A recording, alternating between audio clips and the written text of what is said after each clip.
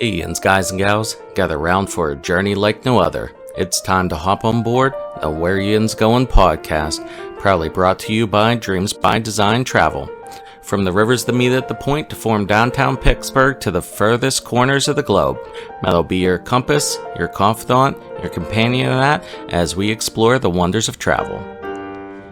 Kick back, relax on your couch, and let the wanderlust wash over Yinz as we discover new horizons and reminisce about old favorites. With Dreams by Design Travel by our side, the sky's the limit. Join Matt on the Where Yinz Goin podcast because when it comes to travel, the journey's just getting started. And now, without further ado, let's give a shout for your guide through the highways and byways of travel, the man with a map, the voice of the steel city, Matt Trader. How Yinz doing? Welcome to the Where Yinz Goin podcast, brought to you by Dreams by Design Travel. I'm Matt. I'm your host. Joining me today is my travel partner on many different excursions, the man, the myth, the legend, my dad, Gary. So welcome to the podcast, Dad. Good morning. How you doing today? Pretty good. So my dad traveled for business for about 40 years. Is that what it was? Probably 35 at least, but that's close enough. Yeah. So, he's been there, done that. And with all those freaking flyer miles and the hotel points that we got to travel a lot growing up. And so after I got a job and started working, I earned my own money. I went on my own vacations, but my dad joined me on several trips. Just thinking off the top of my head, we did spring training the one year. You came to Disney with me. We did Niagara Falls, Cooperstown, and then Williamsport. So that was kind of a baseball themed trip. We did the Football Hall of Fame. And then we did 3 trips out to Yosemite National Park. And I survived. We survived, yes. And we actually did a 4th trip too whenever we were younger. That was a family trip. Yes, and your mother survives. Yeah, altitude sickness was an issue on that trip. And fear of heights. That too. Although I found out through all that I'm not afraid of heights. I'm terrified of heights, but that's what the trip's about, conquering your fears, right? That's it. So, and Yosemite is going to be our topic today. But before we get to that, so I like to start every podcast with this question. What is your favorite place that you have ever visited? Or is there a place you still would like to visit the most? Favorite place, Alaska. I just did that last summer. And that was on the bucket list for 2 reasons. 1, to go to Denali, and 2, to fish. And we did both and had a great time. Definitely recommend it. 2 weeks of fishing in Alaska. That was it. And in streams, rivers, ocean, all of the above. Caught salmon, caught halibut, caught rainbow trout. And still on the list is the Grand Canyon. Got to figure out how to do that when you can maybe do some hiking. Well, I think you came to the right place. We can figure that one out too. So there you go. And actually, as this podcast airs, I just had a couple do their 20th wedding anniversary in Alaska. That they did part land and then part cruise. That they went and saw Denali, did a flight seeing tour. That they got to go on a plane and fly around it. Then they took a cruise that went down the coast from Seward through the inner passage past Anchorage. They went through Anchorage where they had some friends, went past Juneau and Ketchikan, Sitka, and then went down to Vancouver, and then spent it most of a day in Vancouver before they got their flight coming back home. Yeah, I was in Seward, fished out of Seward for silvers and rockfish. Was a good day. It wasn't too rough on the sea. Saw some orca while we were there as well, and the puffin, the birds, bald eagles. But bald eagles are everywhere. Was a good day on the Seward.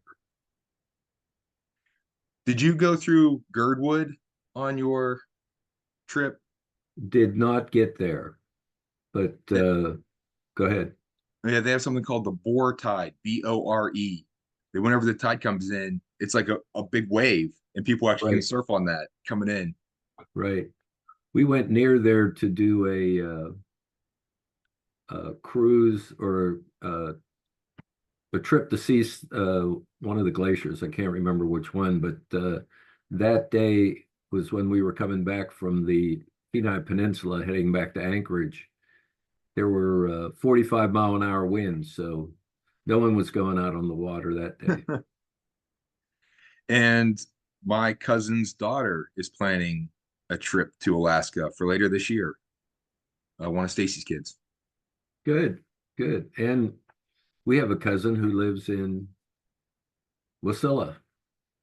Yeah, your cousin lives up there. Yeah, visited her while we were there. So Yosemite is probably my favorite place I've ever been. It is the most majestic place that I've ever seen. Uh, 3,000, 4,000 foot tall granite monoliths. It is just beyond beautiful. The scenery is just breathtaking. And then beyond that, we've done some fairly strenuous hiking out there, and we'll talk about some of those trails and everything. But it's a challenge. It's learning something about yourself of what you can accomplish. Yes, for sure. And I agree. It looks like a painting when you first come through the tunnels on 120 there and you see the valley, the first pictures of the valley. It looks Yeah, tunnel view. surreal. And I've also had the opportunity to fly over Yosemite on a trip. I don't know where I was going, maybe to the northwest, but it looked the same from above in terms of how majestic it might be, and the gray black granite silhouettes were pretty impressive. The whenever I've flown over it a couple times, coming from Pittsburgh going to San Francisco. Usually I stop in Chicago and then take the flight from there. So Chicago to San Francisco will often go over Yosemite. So you have to kind of be on lookout for it. They won't announce it. But if you look out the window whenever you're a couple hour, maybe an hour or 2 hours into the flight, and if you have the luxury of having a window seat, you can look down and you can actually see it.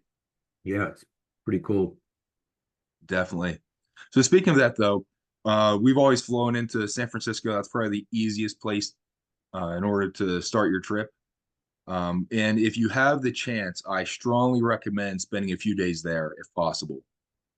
Just driving across the Golden Gate Bridge, or if you're up for a little bit of physical fitness, walking across it. It'll save you the toll as well. Uh, if you want to go a little bit north of San Francisco to Muir Woods, which has a bunch of giant redwoods, we went up there and we're hiking through.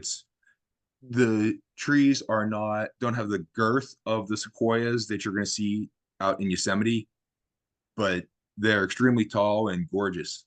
It's a real nice area to walk through. Alcatraz, of course, is right there in the bay. Although, if you're going to go to tour Alcatraz, you need to get your reservations like 6 months in advance at least. That will fill up real quick. There's also the Presidio, which was a former military base, 100 years ago. In that area now is the Walt Disney Family Museum. So if you are a Disney fan like I am, actually Disney World and Disneyland are like 2 and 3 on my list of favorite places to go.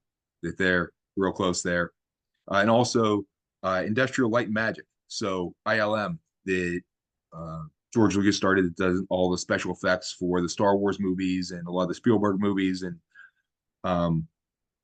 their headquarters are there.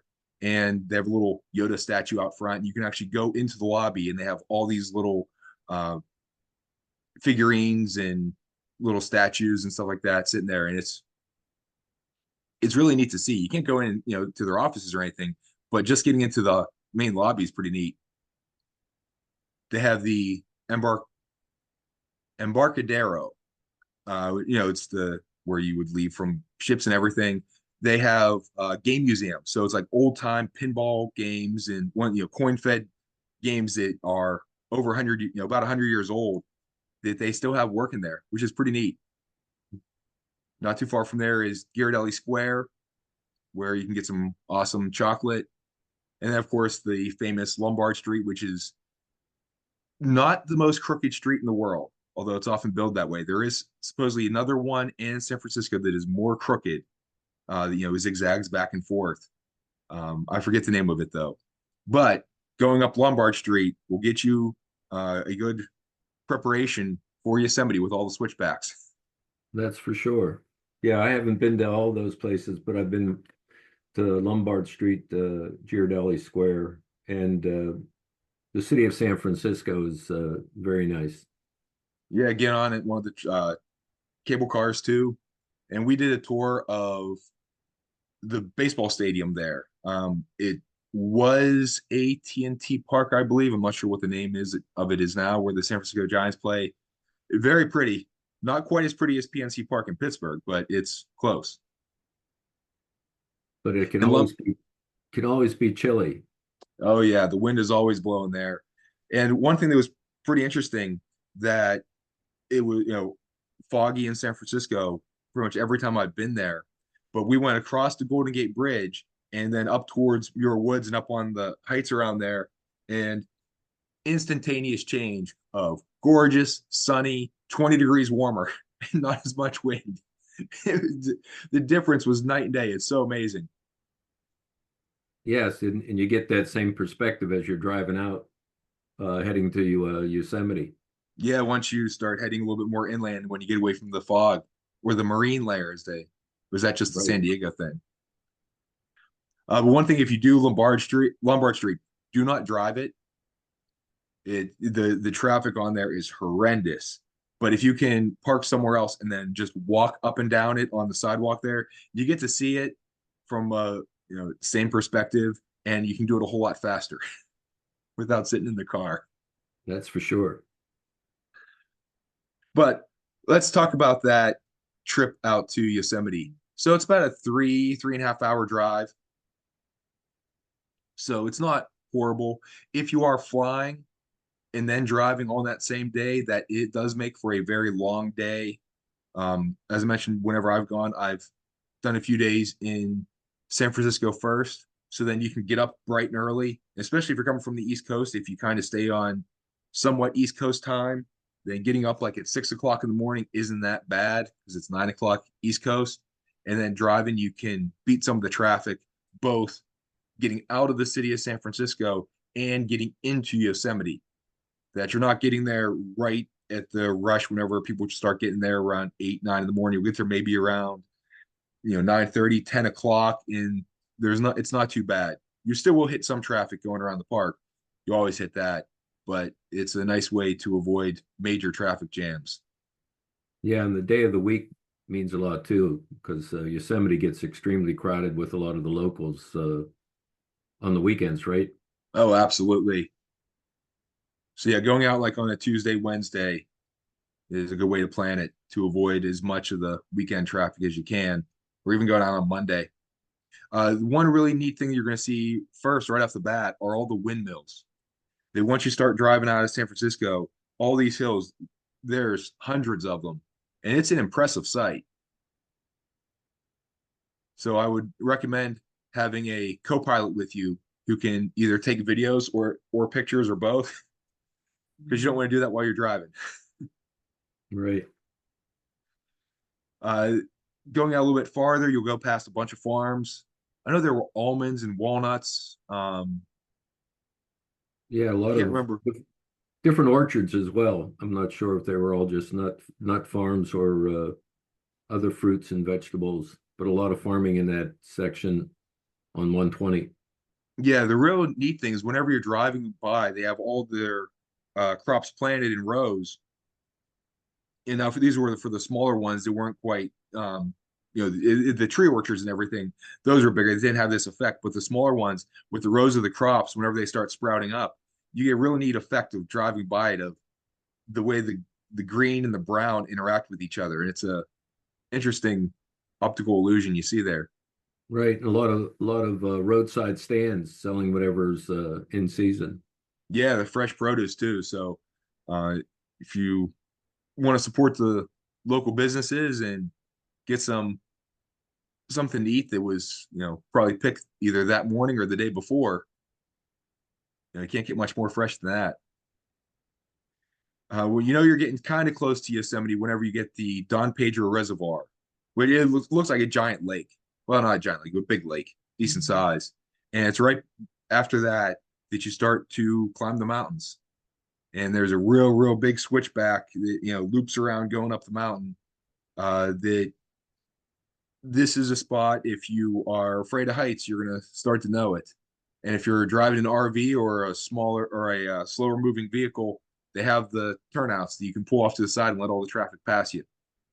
Yeah, there's it's worthwhile taking a stop and even for a photo shot from Oh, the opposite side of coming into Don Pedro.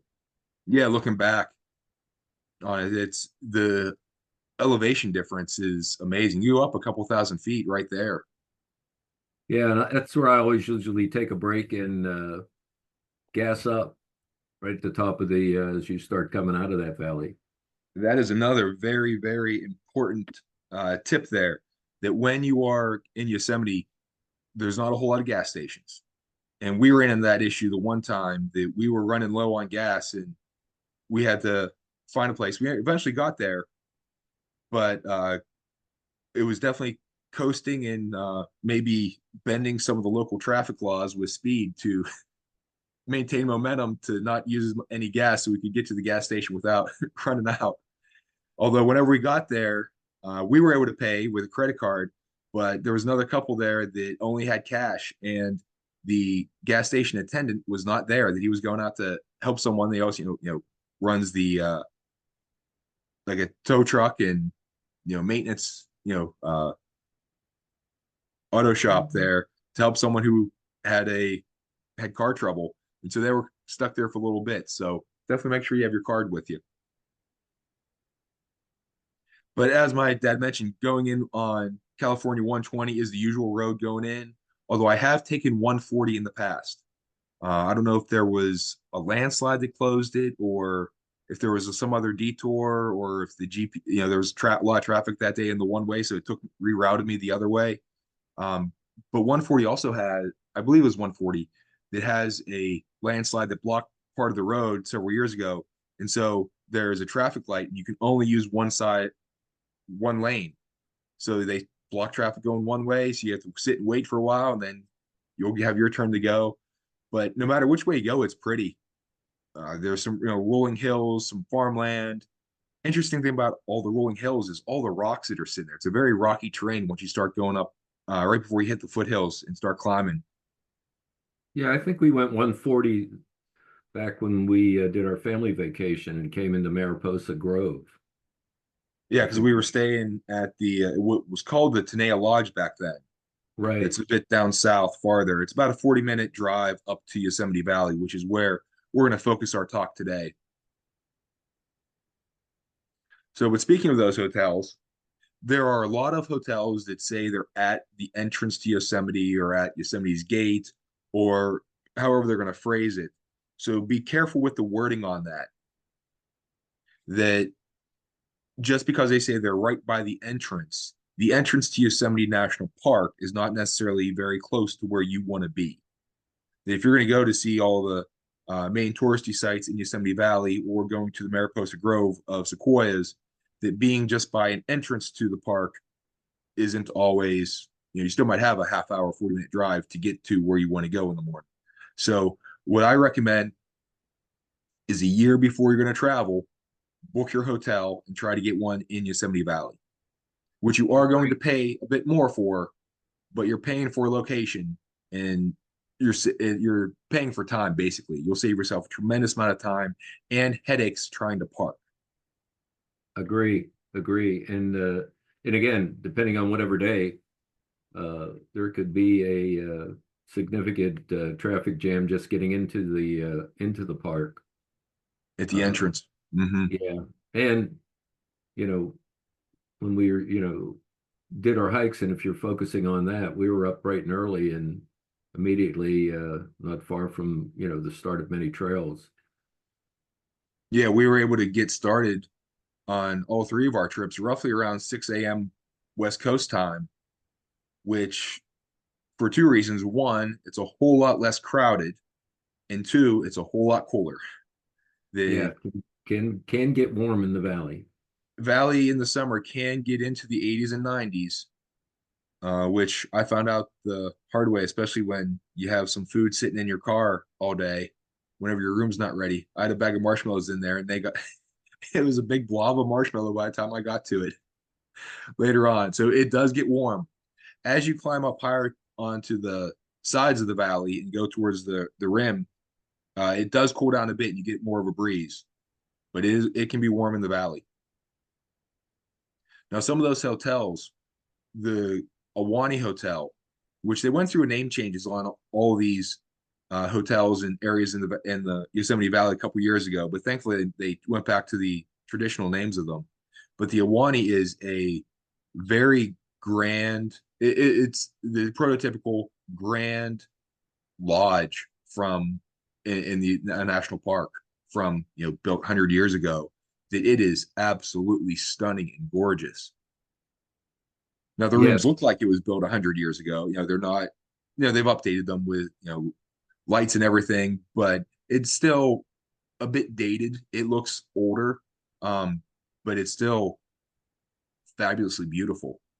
yeah, and the grand dining room there with that fireplace that you can stand in is pretty impressive. Yeah, the fireplace is 5, 6 feet tall. It's on both sides. There's not even just in the dining room, but they have it in one of the little lounges off to the side too. You can go in. They serve tea and cookies in the afternoon. Now you will pay for this. The Awani runs in the busy season $500-600 a night.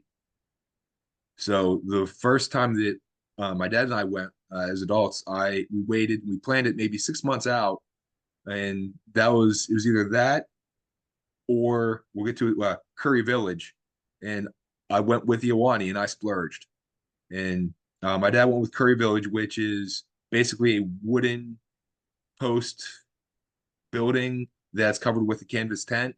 So it's kind of a glorified tent that has a light bulb and your little cots and dressers.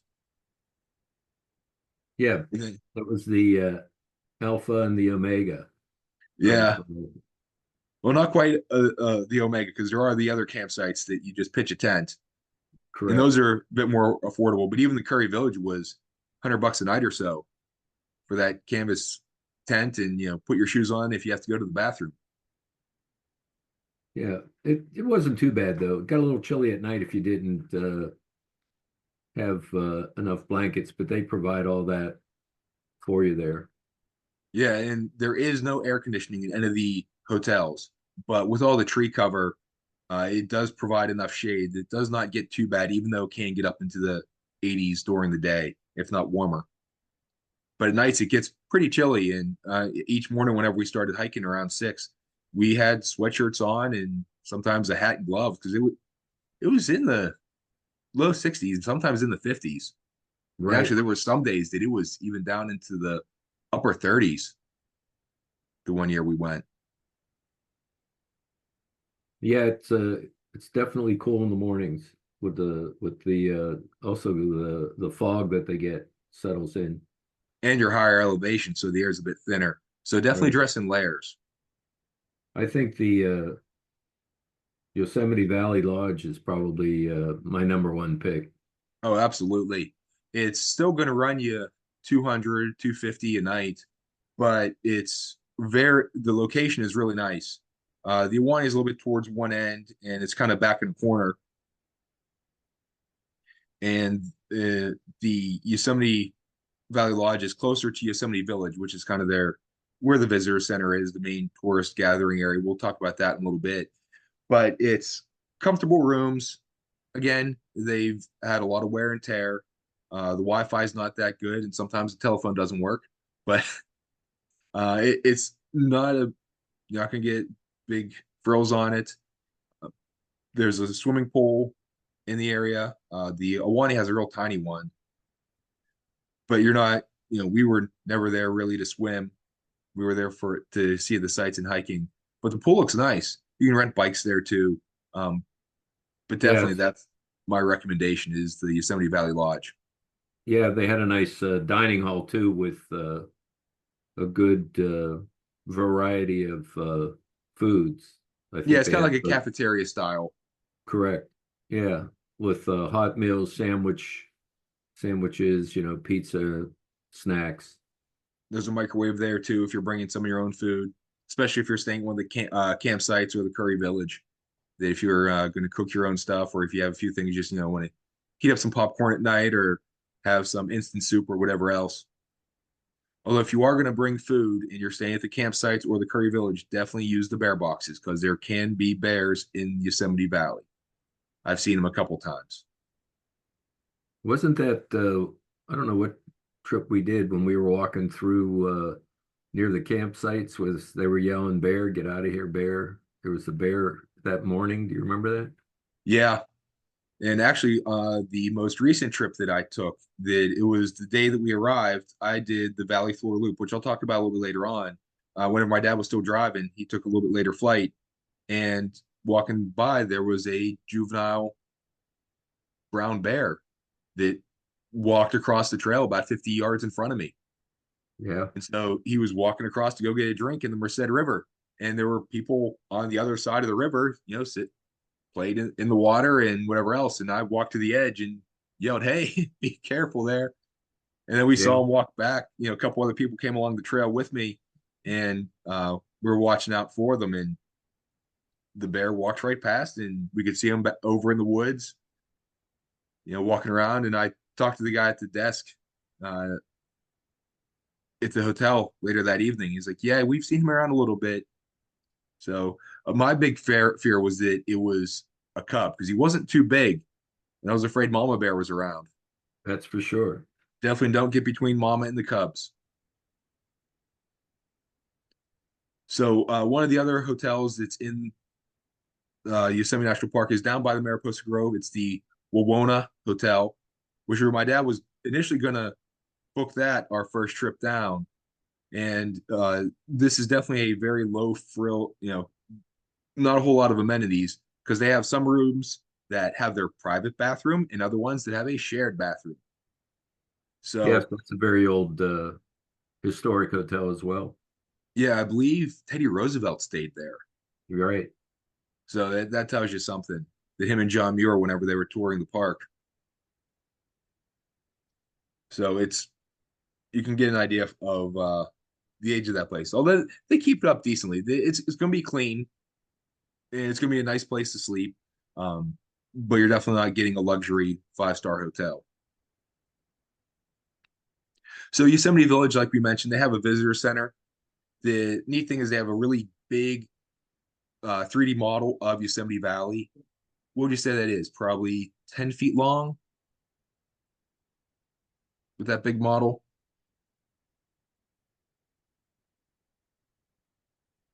Do you think? Yeah, probably. But it's a three-dimensional model that's cut out and it has a lot of different places labeled, like where here's Half Dome, here's El Capitan, North Dome, and they have all the trails marked down in the valley and where the hotels are. So you can it's a really great way to orient yourself if this is your first time there.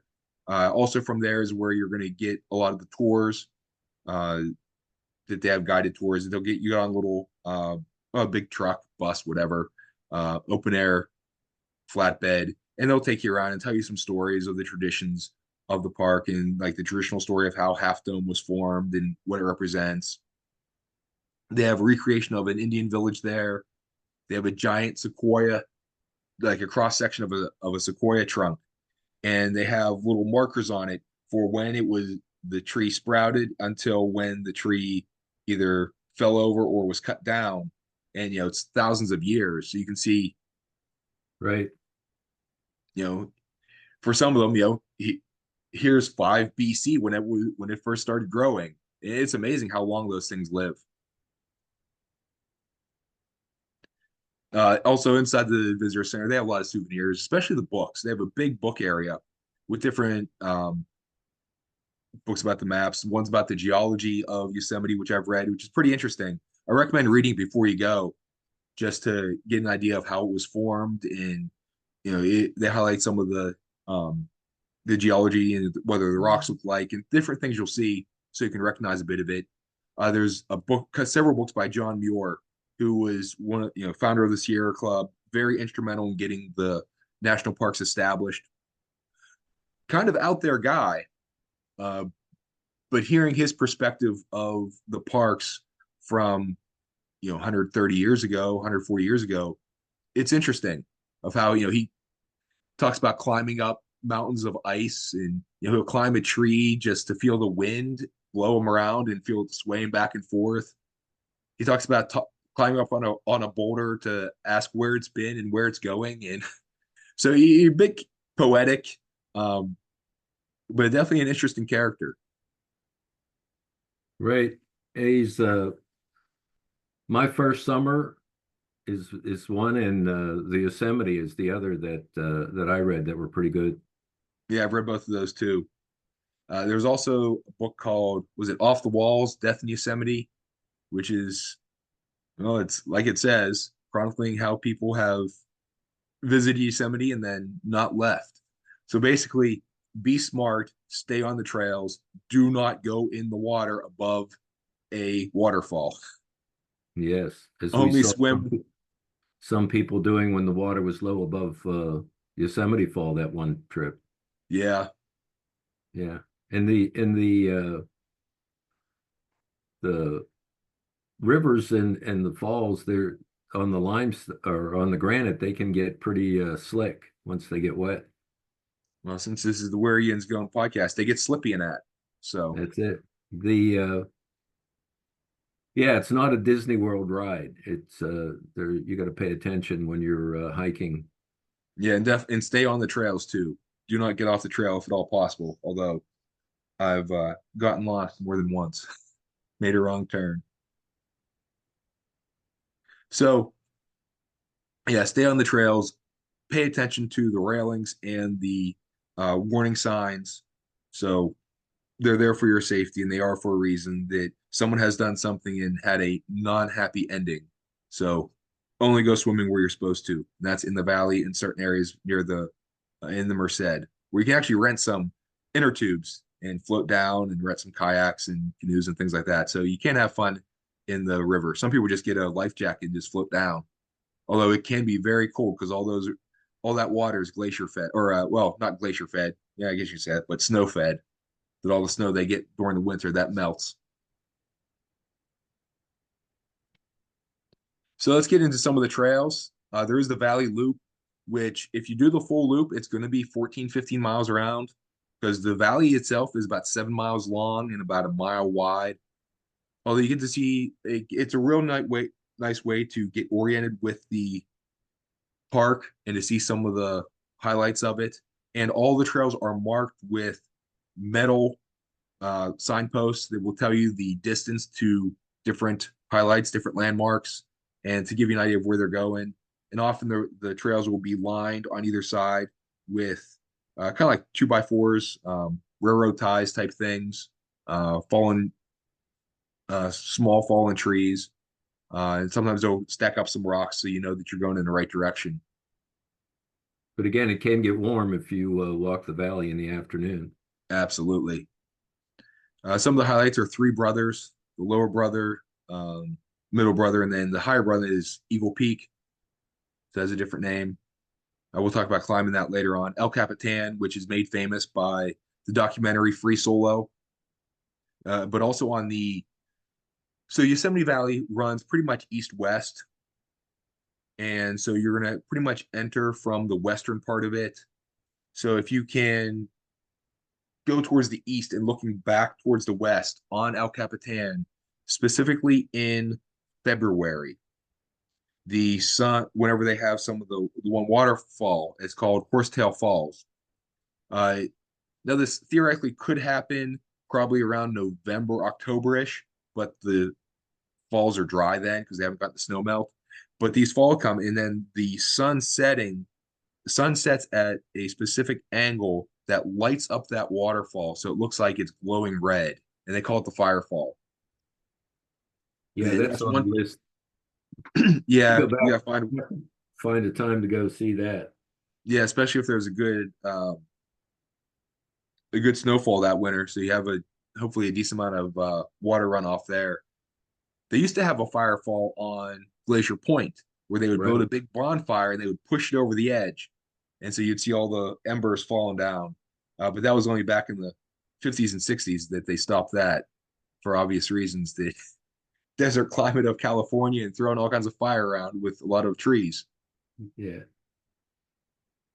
So you're also come across Ribbon Falls, which is right by on the other side of El Capitan, very thin, ribbon of water. So that's how it got its name.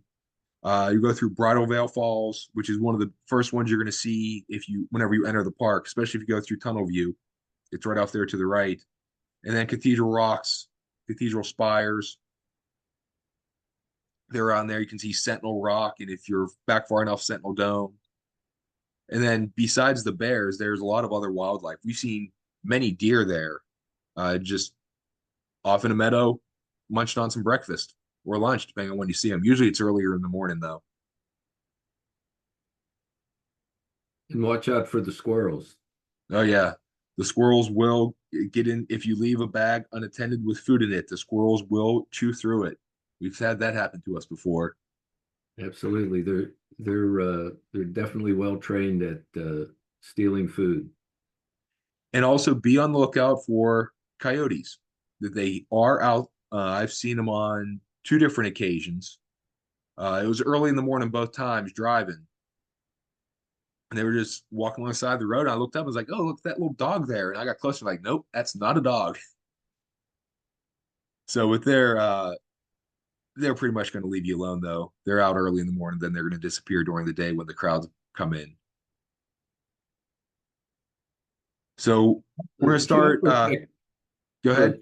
from a wildlife standpoint, if you get up and check some of the streams, and particularly on that upper Yosemite Falls hike, you cross over the stream there, you can see the wild trout in the water.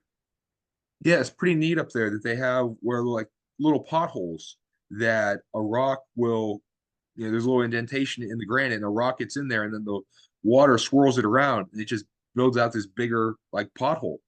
And then especially when the water's low, you get the fish that get trapped in these little potholes of water. But even whenever it's bigger, yeah, there's more water. You can see them all swimming around. There's also a lot of birds, the Stellar Jay. Basically, Right. it's like a blue jay type bird. That we've seen a lot of them out there. The little salamanders that are all scurrying around on the rocks, especially on Right. 4 Mile Trail. But Half Dome is probably one of the most iconic um, monoliths out there. Probably El Capitan might be more well known for the rock climbing, but Half Dome has the very noticeable silhouette, and was on the California State Quarter whenever they did that probably 20 years ago. And they sell little stickers in the gift shop with the silhouette and a little stick figure on top with his hands raised in the air, kind of like Rocky climbing the stairs in front of the art museum. And it says, "I made it to the top." We have a couple of those. Absolutely. So Definitely not an easy hike. no, it's probably 14 to 15 miles round trip, and you're doing about a mile elevation gain. So it's you need to be in shape. My dad's done what 20 marathons in your life? 19. 19, close enough. Yeah.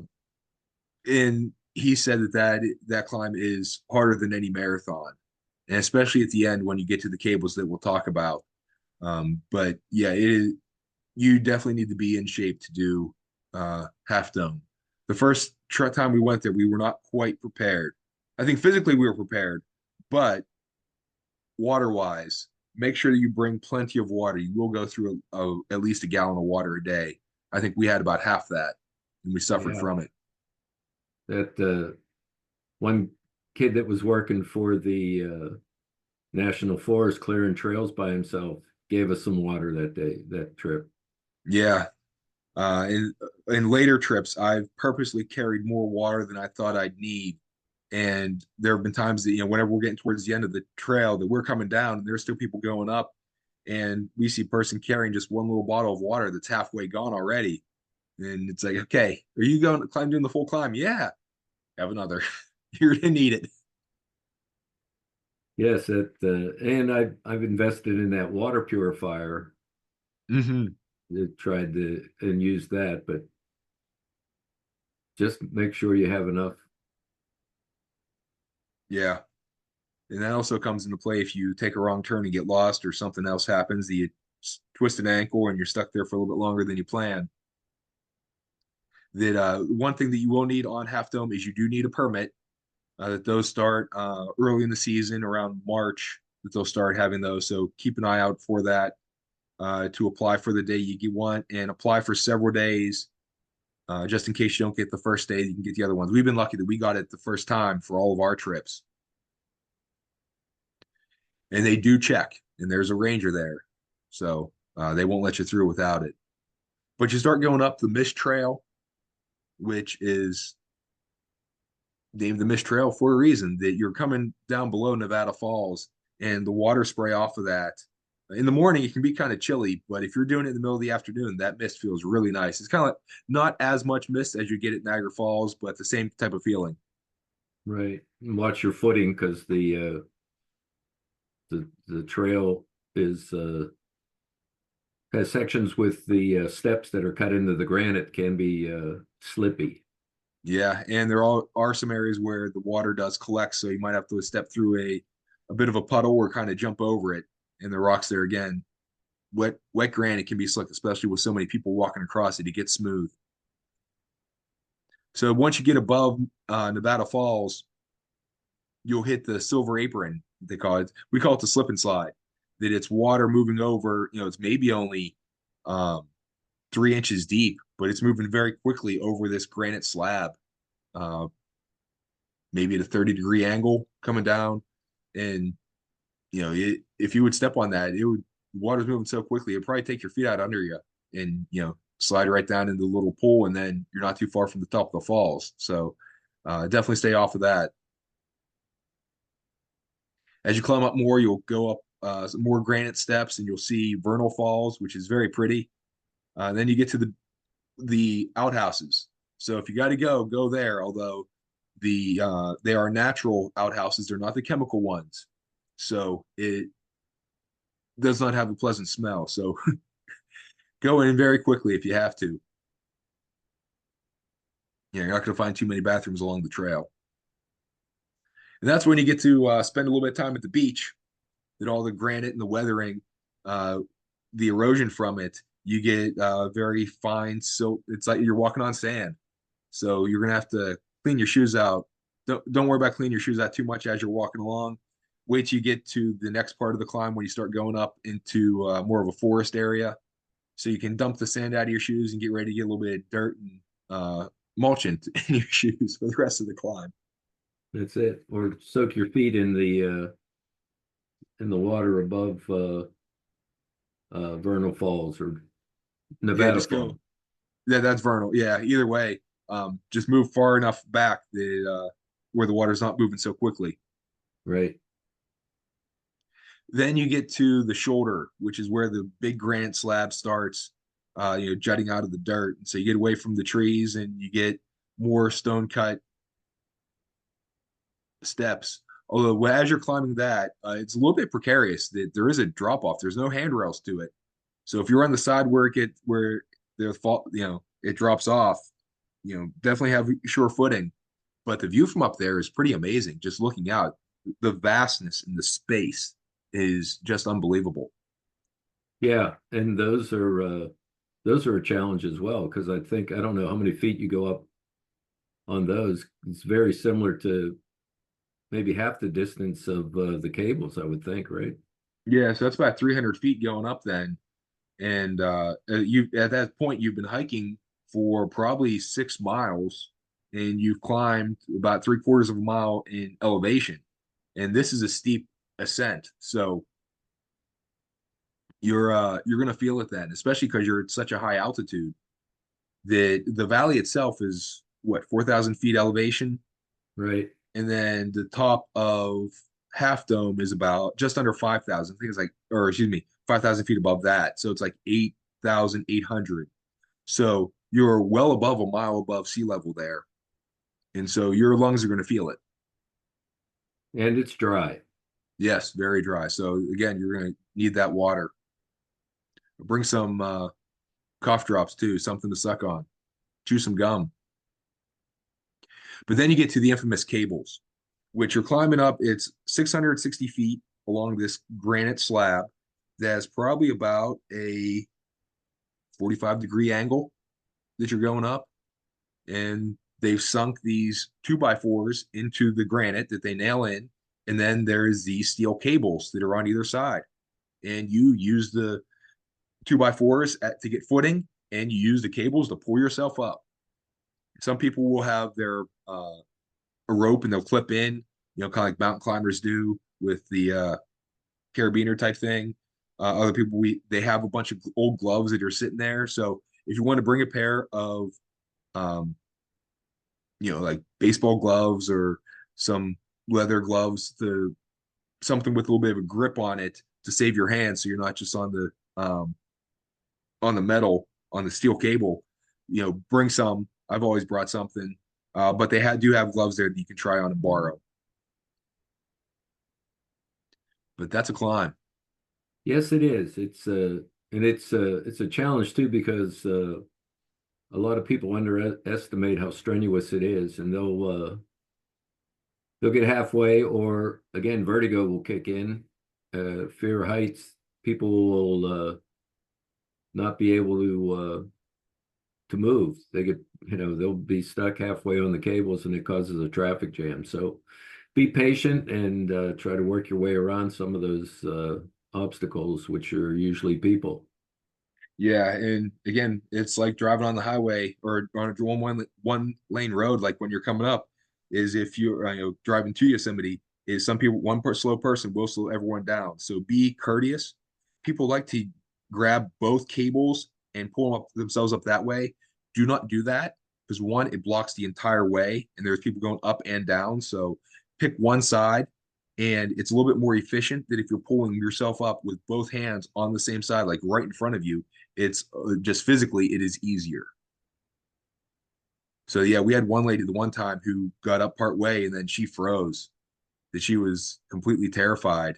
And the guy in front of me was like, "Hey, can you go off to the side? Let me go." He's like, "Nope, it's safer this way. I'm gonna hold both hands on both sides." Like, no, you're just blocking us up and it tiring me out. My legs are getting, I can't stand here that all day long. Let's go. I just hiked however long. So I actually went around them. I don't recommend that, going on the outside. I had a death grip on that cable, so I wasn't letting go. But I went around him, and I eventually got up past the lady who was a little bit terrified. And after I went past her, then a few more people came up, and I don't know. Did she eventually get going? Because you were behind. You were behind me on that one. Right. We got her going down, mainly had her focus on the rock face and not look down, and And that walk is down backwards. yeah, and that's the key, is that whenever you're going up, that if you turn around and look back, I mean, it is stunning. It just the vastness and the openness of it and the grandeur is amazing. But do not look down on the side. You want to focus on where your feet are going. Look at the rock in front of you. Look at um, the 2x4s and where you're putting your feet. That way you have a much narrower focus and you don't see where you're at. And eventually you make it to the top. Exactly. And if you drop your water bottle, don't chase it, as this happened a couple of times. We've seen people, water bottle bouncing down. Make sure all your valuables are secured too. Be careful. If you're going to use a camera, make sure it's attached to you, because if you drop it, you're not getting it back.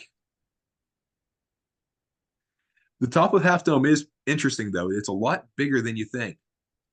That it's a couple football fields big, and up towards the sheer face of it, they have what we call the visor, which is a little rocky overhang. And if you go straight up to the thing, you can get to the sheer edge and look straight down. But then there's a little area that hangs out over, and people will line up so you can go out and take your picture. So I've seen people like jumping on it or doing a handstand on it. That's just crazy stuff. I get on that thing and my knees start shaking. And there's actually like a little hole in the one rock. You can look through it, look down. That it's very unnerving that you're, just about a mile above the valley below. View's gorgeous though. Absolutely. Took me 3 times to get out to the visor. I figured Yeah. the last time I had to do it, didn't know if I was going to make it back. So we got the video proof of it too, video and pictures. But the Yeah, neat and thing about being I'm good, not afraid of heights, but that is definitely an interesting spot to be on. hmm the neat thing up there too is that if you look out over, you can see the panorama trail that comes down from Glacier Point. Too, you can actually see the zigzag going across. Right. Coming down again, focus on your footing, and watch out for there's a groundhog or a gopher that lives up on top of Half Dome too. So we've seen him running around a couple times. Watch out for lightning though. There was one time that it did cloud up a bit and started getting darker, and there have been lightning strikes on top. So if it's gonna be bad weather, uh, watch the forecast before you make your trip. Yeah, they'll probably, I'm assuming they would shut it down if it's Yeah. concerned about lightning. hmm there's on the way back, you're gonna pass a little rock, a small rock. Actually, you'll see it coming up too. I think it's more noticeable coming down. We've dubbed it Darth Vader Dome. That there's a rock that looks like Darth Vader's helmet that kind of sticks out of the right next to the trail. We got our picture taken. Absolutely. That's pretty neat. On the way down, you can go down the Mist Trail if you like. There's also the John Muir Trail, which is part of the Pacific Crest Trail. That it's not as steep. It's a little bit longer, but it's a gentler descent. Although whenever you get to the top of Nevada Falls, there is a little overhang you can, or not overhang, but a little platform area that you can go and stand and you can get a decent view that kind of juts out on the side of the falls, and you can just kind of look back and see the falls. It's pretty neat. John And Muir, get in. I think there's a little more shade on that side, at Yeah, least because you in the have afternoon. yeah, you're right next to the one side of the granite wall, which the panorama trail runs above you. You do get some water runoff there, so the one, especially right in the beginning, that you'll get a little bit of a shower. So be careful with that and watch your step because there are puddles. But you get a nice panoramic view of uh, the backside of Half Dome and Liberty Cap. Um, there's another mountain there too, Mount Broderick, and then you can see Vernal Falls, and you can actually see the trail that you climbed up on, Mist Trail too. There is a little connector that can take you from your trail down to the top of Nevada, Nevada Falls. But it's very rocky and uneven terrain, so be careful if you go that way. And then going down the Mist Trail, going down, it's tough because there's no rail and there's openness in front of you. Going up's a whole lot easier because if you fall, you're falling into the steps. But if you do take John Muir Trail, watch your step because that is the trail that the donkeys and mules and horses that take supplies up to the ranger camp up there, ranger station. They take that. They also that's where the mules come down whenever they empty out uh, the bathrooms, the That's it. outhouses. They haul it out. So that's for a long day, but it's definitely worth it. That's a good 10 hours, 8 to 10 hours to do Half Dome. Yes, it is. It's a strenuous hike.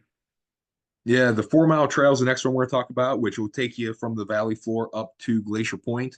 Although I think it's more like 4.7 miles. They've reworked it over the years. Going up, the view gets better as you go up. So going up is pretty neat. You walk up and like, oh wow, this is such an amazing view. Let me take a picture. And then you go up like 10 minutes later, you're like, oh wow, this is even better. Let me take a picture. So the view gets better going up. The side of the mountain faces the trail faces east a bit, so you get really good views of El Capitan going up. And as you go further, it wraps around the mountain, so you can see Yosemite Falls, and then you go around the one turn and Half Dome's right there. And especially if you're doing it in the morning, the sun's coming up right behind it. It is just a glorious view. Yeah, and Uh, it's not too strenuous of a hike. yeah, you pretty much go up about, I think I made it in 90 minutes, hour and a half, 2 hours. So it's not a horrible thing. You're going about 2 miles an hour, 2.5 miles an hour up these trails. One, because it is a bit difficult to climb them because it's steep and long in the altitude, but you're also stopping for pictures and taking rests and things like that. If you'd rather skip this, though, you can take a bus or drive up to Glacier Point. Just be careful if you're driving around that one hairpin turn right before you get to Glacier Point. There's no guardrail. It's almost pulling a 180. It's pretty quick, so watch your speed. There's also a little area called Washburn Point up there that you can get some really good views going back, looking back towards Vernal Falls and Nevada Falls and that general area. So, but you can look on all different sides of Glacier Point, looking back through again, Vernal Falls, Nevada Falls, looking over towards Half Dome, and it wraps around. You can see out towards Yosemite Falls. You can't quite see back towards El Capitan though, but it's a fairly popular area to visit. They have parking lots there, so be careful of the traffic coming around. Yeah, if you watch PBS Nature series, there's a picture of Half Dome from Glacier Point that's at the end of each nature show. And you can see Vernal Falls and Nevada Falls if you take a close look. Yeah, they also have a little three-dimensional model there that you can see, and it maps out where Vernal Falls and Nevada Falls and points everything out for you. There's also a little store up there, gift shop. You can get something to eat as well, and there's bathrooms, and so it's very handicap accessible. If you're going to drive there, you can. It's very easy walk to get around that area. Hiking up is the hard way. Hey, Matt, I'm going to take a quick break. I'll be right back. All right, we're gonna pause and we'll resume in a minute. All right, we're back. Short break. So from Glacier Point, there are several different trails you can take. One is to Sentinel Dome, which don't underestimate that walk. That it's not that far, but you're doing a decent climb to get just to the base of Sentinel Dome. And you can also drive to a parking lot that's a little bit closer. It's a much more of a flat walk to get to it. It's the climb of Sentinel Dome is a bit challenging, especially if you're there in June. The first time we went there, there was still snow on it. There was a good Right. like 30-foot stretch. It was packed down snow that people had walked on it so much. But there was enough there you could have a snowball fight. And you get to the top, and there's a little plaque that will tell you all the peaks, and there's a tremendous view up there. You can see all the way to Tunnel View in El Capitan, Yosemite Falls, Half Dome. And the really neat thing is you can look out beyond those that you don't normally see, that you're at a higher elevation. So you can see some of the peaks. They're a little bit farther in the distance. And there are some of them that are a little bit more of an odd shape, like Mount Clark. It's I think it looks like kind of like a shield, like the stink bug, like kind of almost like the home plate, almost kind of Right. like a pentagon type thing. Going from Sentinel Dome, whether you want to do a hike, it's not too bad. It's maybe a mile or so. You do go on, get some pretty neat views. You can go to see the top of Sentinel Rock, which is right below Sentinel Dome, where there's a little waterfall right there. Uh, just again, watch your step because there's no guardrails. And you get some neat views of Yosemite Falls from this little dirt trail and from Sentinel Dome itself, that you're seeing it from a different perspective, like right at the base of it looking up. But you can go to Taft Point, but you can also drive there too. It's not too far away. And it's, again, you go, this one does have a little bit of a guardrail, and it's a sheer drop off that you're pretty much right across from El Capitan. So you get great views of that. But a unique thing about Taft Point are the fissures. They're like little cracks in the side of the rock. that you can look down into. And people have dropped rocks down into them. They're called chalk stones. You could actually then put a rope around it. You can kind of rappel down it. I don't recommend doing that. But some people have put even like slack lines, tightrope type things, and they'll walk across it, which Yeah, that's a little bit too daring for me. that's for sure. When I saw that, I said, nope, not this trip. No, there's not this trip, not next trip either. From Taft Point, you can take the Pohono Trail, which interesting in the Indonesian language, Pohon, Pohon is the word for tree. And this is the Pohono, Pohono trail. It's very tree-ish. So I don't know if there's any connection with the languages. There you go. But it's an okay trail. You'll go past a few outcroppings and you'll get to cross over the stream that leads into Bridalveil Falls, which is pretty neat. I But don't think I've done that no, trail. you never did that. I did it the one year. It was our middle of the three trips that Right. coming with us was also my girlfriend at the time and um, my brother-in-law also came with us. And I did this trail just because I'd never done it and wanted to try it out. And everyone else was still tired from the day before with Half Dome, so they drove up and drove back down. But you go past what's called Stanford Point, Crocker Point, and Dewey Point, and little outlooks you can see across. You get real close to the Cathedral Rocks. You get a unique view of them, and you can see some neat views of El Capitan. But most of the time, I recommend going from Taft Point down to the valley, not the other way, because this trail is very, very steep, but it's very woody. Um, you're walking through forest most of the time, so the views aren't that great. Uh, it was just okay. The one big thing of it, you come out around Inspiration Point, which is where the original wagon train, stagecoach path went into the valley. Inspiration Point has moved over the years as the trees have gotten taller, so you have to move back higher and higher to see what they saw. Um, you don't need to do this trail to see that, though. You can go to Tunnel View and hike up. We've done that before. It's not too bad, although watch your step. It's very rocky and a lot of loose rocks around. And then you can take it down another path that isn't well maintained because not too many people do it, I don't think. But then you can go down the Bridal Veil and then to the Valley Floor Loop Low, which, again, it's an okay trail. It's worth doing once. I don't know if I'd ever do it again. The Panorama Trail, though, from Glacier Point, that's a lot more worth it. It's fairly easy. It's mostly a downhill walk. So if you can either get the bus early up the Glacier Point or drive up, or have someone drive you up, and then take it down, it's a fairly easy hike. There are some areas where you have to go uphill, but for the most part, it's downhill for it. On that one trip, that middle trip, we drove up, we hiked down, and then I did 4 Mile Trail back up to get the car. So that was a long day for me. But it's very pretty. It's panorama for a reason. You get to see another little slip and slide right above Illilouette Falls. When you go across a wooden bridge that seems a little bit more rickety than I'd like. Yeah, and it didn't seem like there were many people on that trail either. No, it's not very crowded. One of the highlights of it is probably Panorama Point, which is a little spur off the trail that you have to be aware of it, know where to look. But you can go out on this little rocky outcropping, and it's a couple, maybe about 1,000 foot drop down, probably.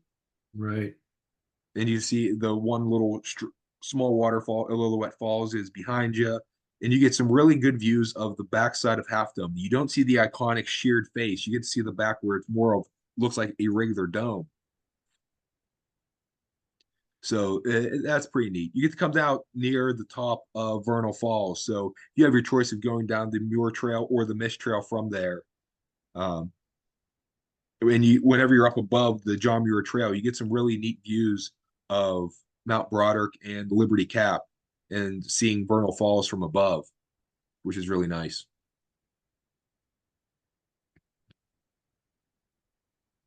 Another big trail is on now we're going to go to the north side of the valley. These are all on the south side.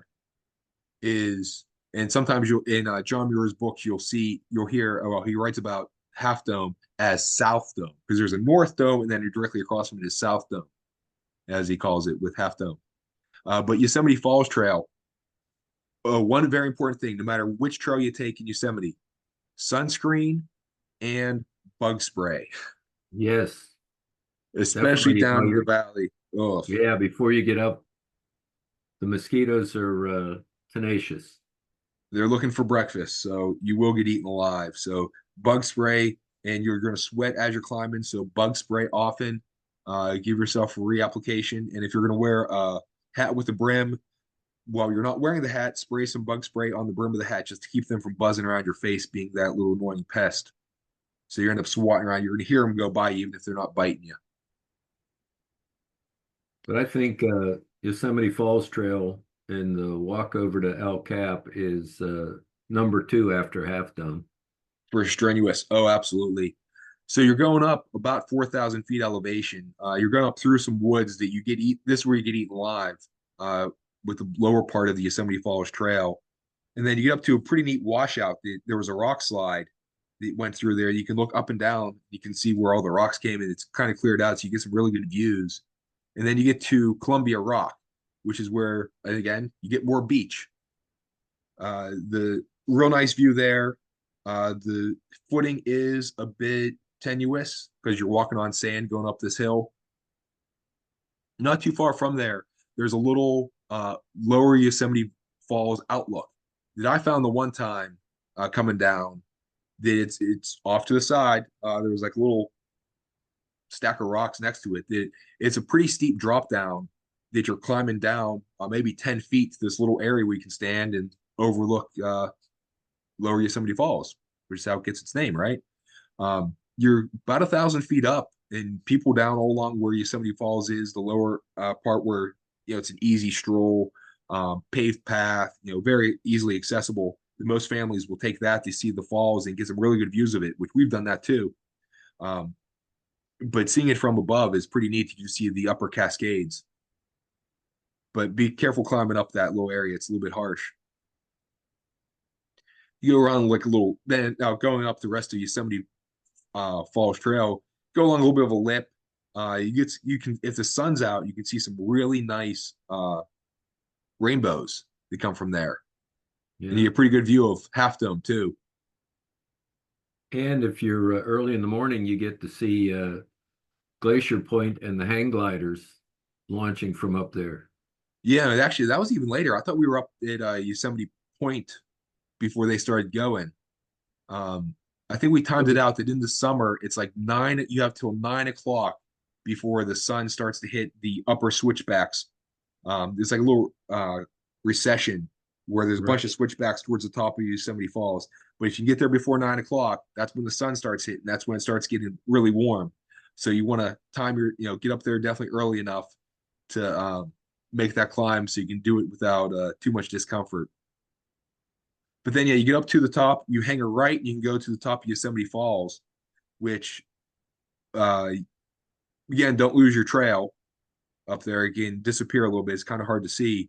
But you go down a pretty steep, you climb up over a little ridge, and then there's just this little railing sunk into the rock, stairs cut into the rock, and then there's nothing on the other side where you drop off down to this little platform, probably a fall about 15, 20 feet. So stay to the right, hold the railing. But you got this little level platform you can see right on top of Yosemite Falls and look down over the edge to the Cascades and lower falls. That's an incredible view, especially because you can see the little trail that you walked on to get up there. Right. And if you go backtrack a little bit, there you can go along the bridge that we mentioned before, going over Yosemite Creek, or if you're Pittsburgh, Yosemite Creek, and you go to Yosemite Point, which has the Lost Arrow, which is like a little spire that people they'll go to Yosemite Point, they'll climb down and climb up that thing that you're 3,500 feet above the valley floor. But it was from up there that we got to see hang gliders coming off of Glacier Point in the one morning. And it was maybe around 9 o'clock on a Sunday morning.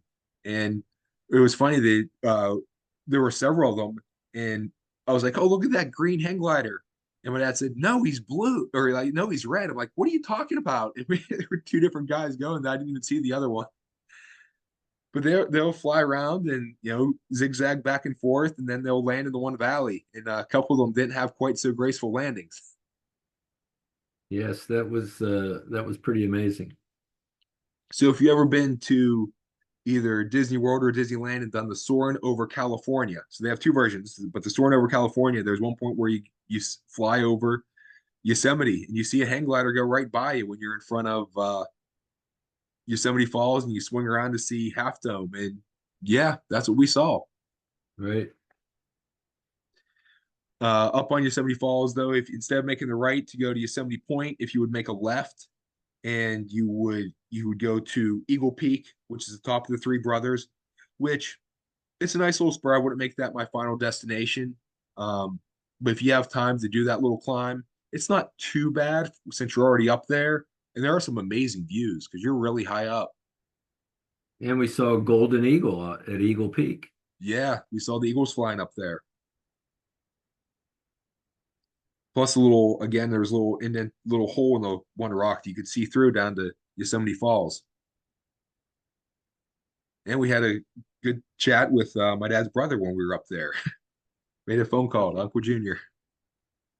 Had But connection. then, yeah, decent cell service. I had Verizon and was talking to people.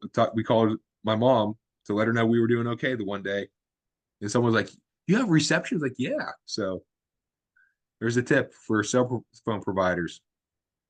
But then if you continue over to the top of El Capitan, which is the easy way up, rather than trying to scale the face of it, you do have to go through the Valley of Doom. That you're up there and you climb up all this way, and then there's a several 100-foot descent into this valley before you have to go up those several 100 feet again. And it's very disheartening. It was like, "Oh no, we have to make a climb, especially on the way back. We have to do this climb. It's steep." Yes, it's unexpected when you already are on the rim to Yeah, have to you go figure out down we're to at the go back top, up. we're up here. Although whenever you're coming up with that towards El Capitan, you hit mini Half Dome. That there's this little boulder that's maybe 15, 20 feet tall that looks like Half Dome, that the one side of it is sheared off. We Right. got some pictures of it. That's pretty neat. And then the top of El Capitan, there's a really neat view up there. You get to see Half Dome, and you can see over to Taft Point and Sentinel Dome, and down to um, the tunnel view that you come through. And the neat thing to remember is that if you can see something from one perspective, then you can see that other part from the other perspective. So wherever you can see Half or El Capitan from, El Capitan you can see down to that mostly, Right. depending on how far out towards the edge you want to get. So with that's a heck of a climb, especially coming down. You're gonna be tired, so watch your step. Although there is an alternative way down that you don't have to go down the Yosemite Trail. Over on Yosemite Point side, if you keep on going, you can hike all the way to North Dome, which it's largely an unimpressive hike. Again, like the Pohono Trail, it's very woody. You're hiking over some little streams and up and down little hills and through the woods. But whenever you get to North Dome, it's hard to get down to North Dome. It's pretty steep that you have to go on a couple rocks and little tree stumps and branches to pull yourself up and down. But being on top of North Dome, you have a tremendous view of Half Dome. You're right across from it. It's pretty neat on top that whenever the rocks were formed, if you either watch a documentary called How Yosemite Was Made, I think it's a History Channel one, which pretty much parallels the one book about the geology I talked about before. The granite split and then it got infused with more magma. And so it's like a vein running through it, like a well, almost looks like. So it's pretty neat to see those things up there. But Yeah, you have I've a nice never view down. Go ahead. I didn't make that trek. Yeah, that was the first time. The first trip we made, I did Yosemite Falls the day that my dad left. He had to go back to work, and I did that trail the next day because I climbed up and I was like, I don't want to do that. Go up Yosemite Trail again. I'm gonna have to go down it. So I took the longer way, went around. It's worth seeing, but then you're gonna go down Snow Creek Trail or Snow Creek Trail, where I saw more snow sitting there, and you can see snow on the side of Half Dome. And this was in July that we did that second trip, that trip. Right. Then walking back and forth, you get a really good view of Illilouette Falls across the valley back in the corner where the Panorama Trail comes. But and they get down to Mirror Lake, which is a little lake. Actually, it's a stream now that's filling in with silt. But you can get some really neat views of the reflection of Half Dome there. It's very calm. There used to be a little trail that went all the way around it, but there was a landslide several years ago that blocked it off. If you walk back, I wouldn't recommend doing it. It's very buggy, very muddy, and you get to stop. You can't really see too much. Oh, there are some bridges in the general area before you go too far that you can walk over. It's where the dry, at least in the July, it was dry. Where I guess in the spring you can get a little bit more of a river running through there.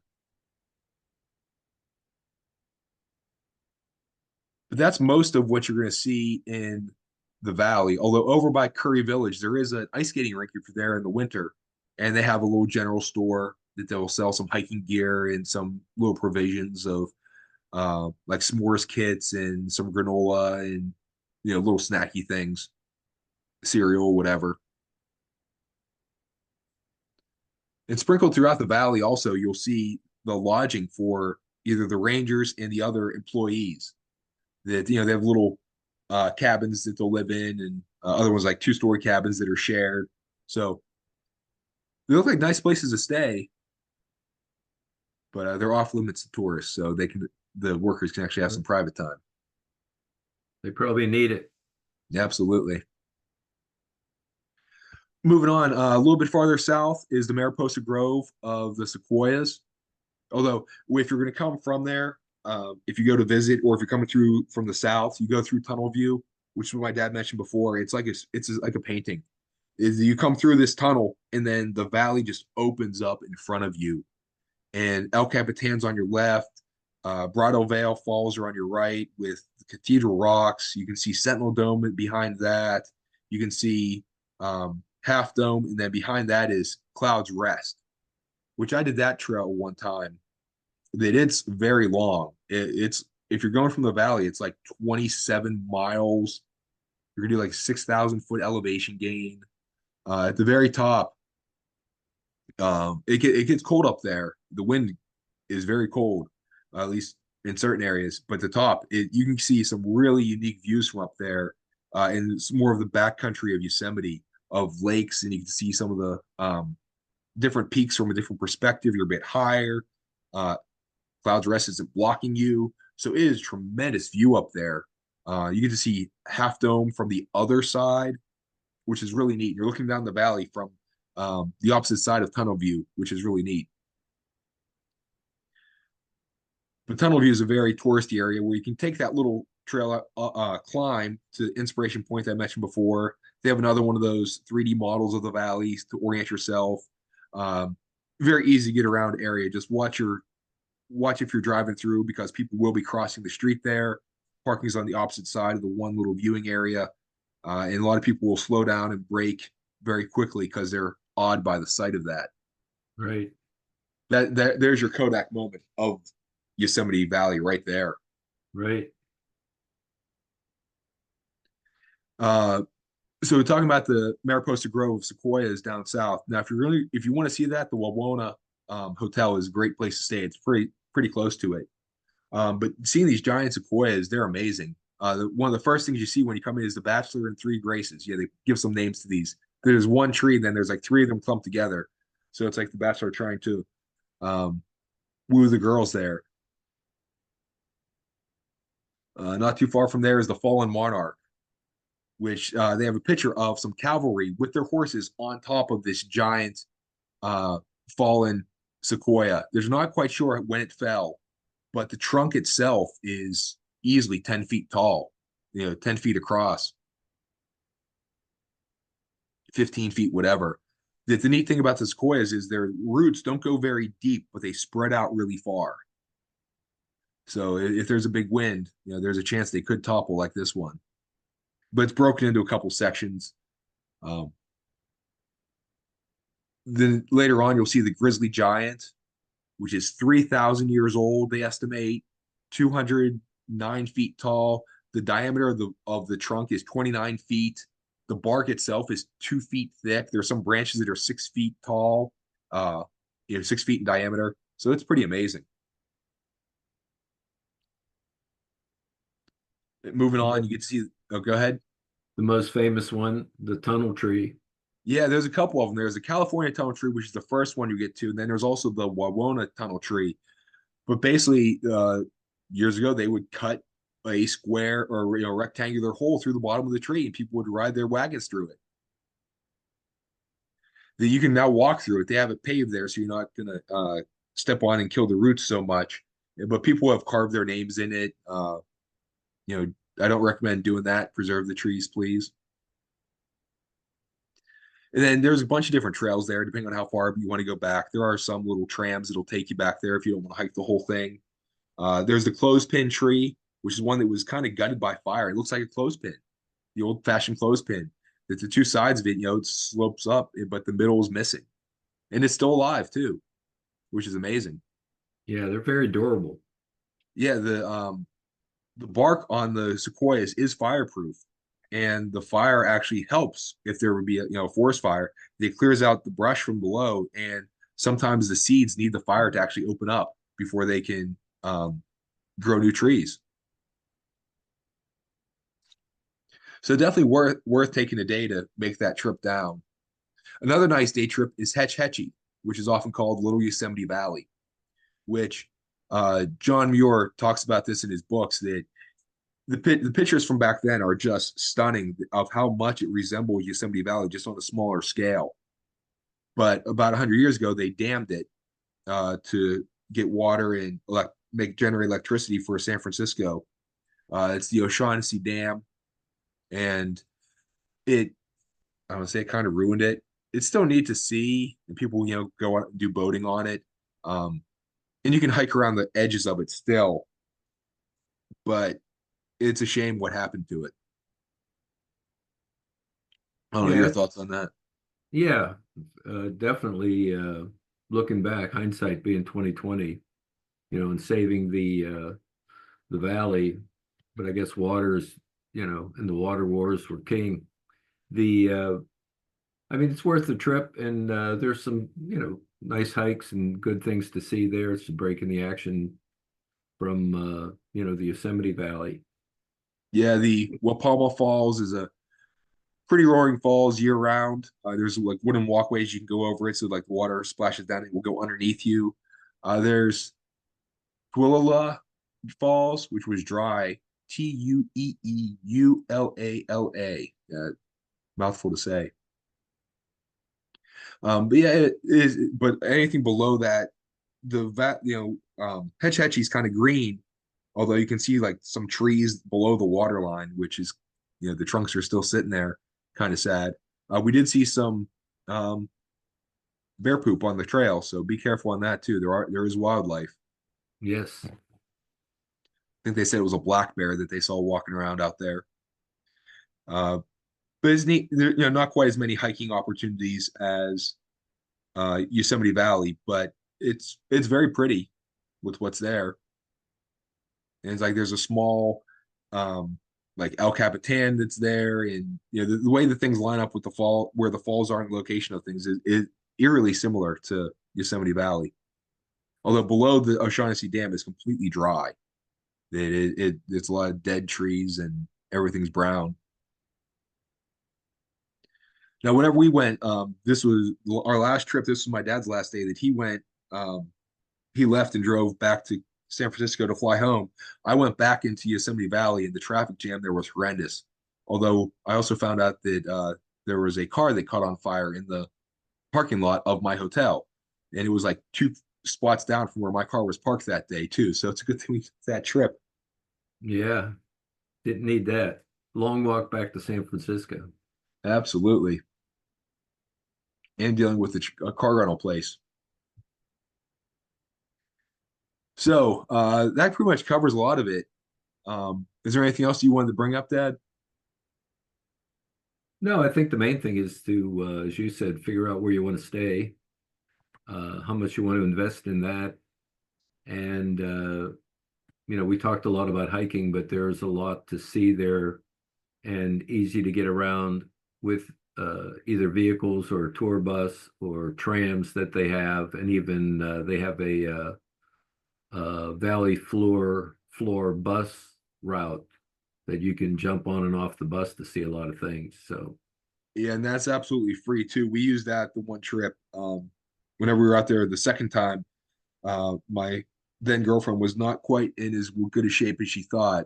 And so we got partway around the Valley Floor Loop and she just said, all right, I can't do it anymore. So we walked to the closest bus stop, hopped on that, and went back to our hotel. So, but that's great for going around and seeing the different sites. It's going to stop at the um, main touristy spots. And even if you want to do some hiking, you don't want to do, we usually hike from our hotel to the trailheads, but it will stop like at the base of 4 Mile Trail, at Bridal Veil Falls, at a place where you can go see El Capitan, the base of it, at Yosemite Falls, where you can take a nice little trail and you get some tremendous views of the falls there too. That we've had our picture taken in front of it a couple of times. absolutely. Or if you're going over the Curry Village or stop at the different hotels as well. And it's real. It is so if you want to do some major hiking or even some rock climbing, that is a great place to go. But on the other end, if you want a more relaxed, easy pace, not too strenuous, you do have that option to still see a lot of the great places and see some tremendous views um, without putting in too much effort. And you don't have to do the whole trail. If you don't want to do all of El Capitan or all of Half Dome, you can do just up to Nevada Falls or just up to Vernal Falls or um, take the bus up one thing and hike down. Hiking down 4 Mile Trail is not too bad. Just remember that your best views are at the top. So take your pictures in the beginning. Let gravity help you. That's it.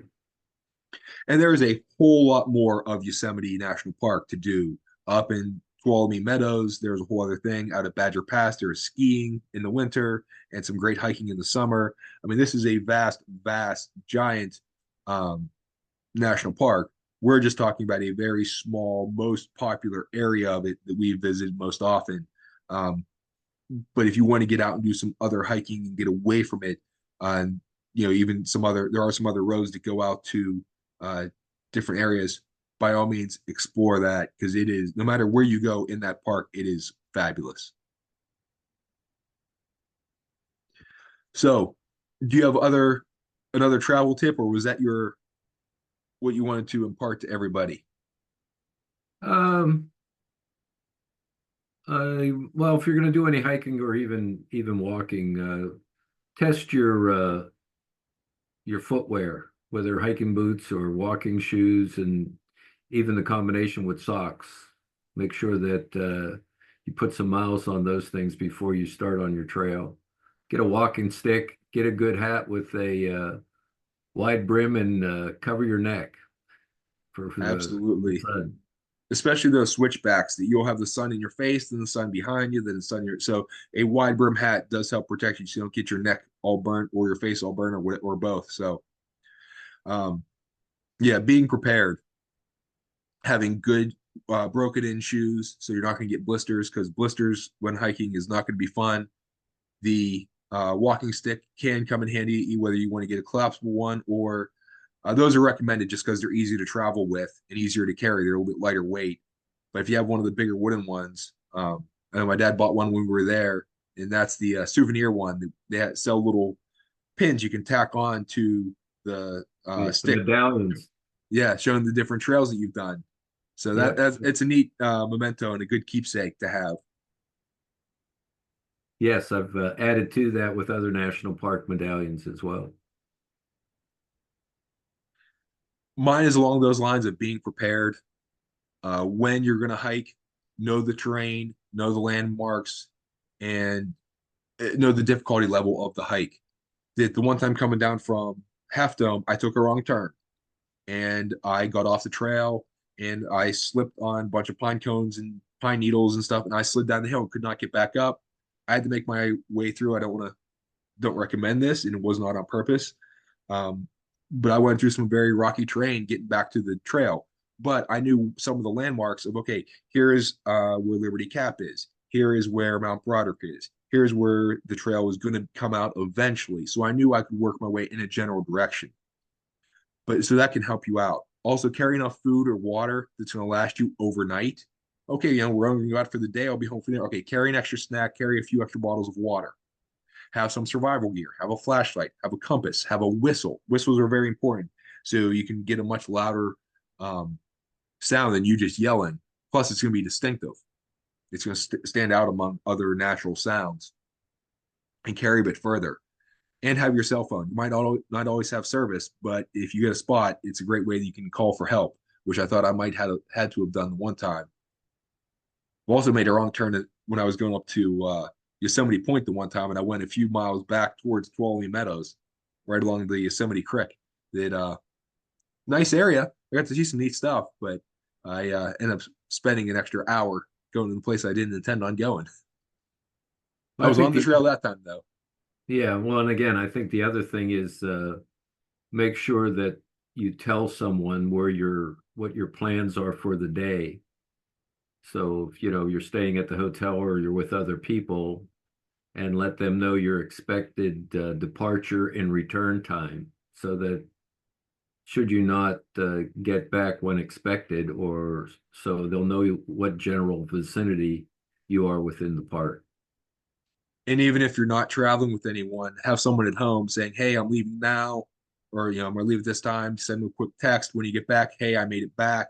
If they don't hear from you by that night, they know something could be wrong. So always have a backup plan. Yep. Also, again, location, location, location. And that's pretty much what you're paying for with these hotels. I mentioned this before, but it can be kind of expensive in there in the park. But if you're be where you want to be, can save you a lot of time and effort later. Spending a little bit of money is an investment in happiness, and you will get value out of it, which is always nice. I'm okay with spending more if I get something for it. Well, I think you could split it up too. If you can't afford your entire stay at a hotel in the valley, at least get a night or two maybe there, and then maybe offset it with the property off the park as well. Yeah, split stays are always good, especially if you go in. All right, I know I definitely want to get these things done on the days I'm staying in the park, and then especially if you're going to go to a Hetch Hetchy or the Mariposa Grove or the Sequoias, or seeing other parts of the valley or other parts of Yosemite National Park, it's okay to be outside of it. If you're going to go to a not quite as popular place or not quite as touristy place, you don't need to be in the valley to see those other areas. Right. Yeah, definitely have your maps. Whenever I do my trips, I do a whole lot of research of here's where this trailhead is, this is where this part is, and even the hiking of knowing where the trail's roughly going to go. So if you find yourself, hey, I can see this peak that I shouldn't be here, it can help to tell you if you're off the trail a little bit, or although they're pretty good mark. The markings on it are pretty good for the most part. So, Dad, thank you very much for being on here. Anyone else out there listening, if you have a destination or experience that you would like to be discussed on the Yinz Goin podcast, or if you would like to share a favorite destination or a travel tip, feel free to contact me. I'd love to hear your feedback and ideas. Social media, I can be reached with @Matt with DBD on Facebook, X, and Instagram. My email is Matt, MATT, @dreamsbydesigntravel.com. Website is dreamsbydesigntravel.com. Dad, you want to plug anything for yourself or any final words before we call it quits for today? Nope.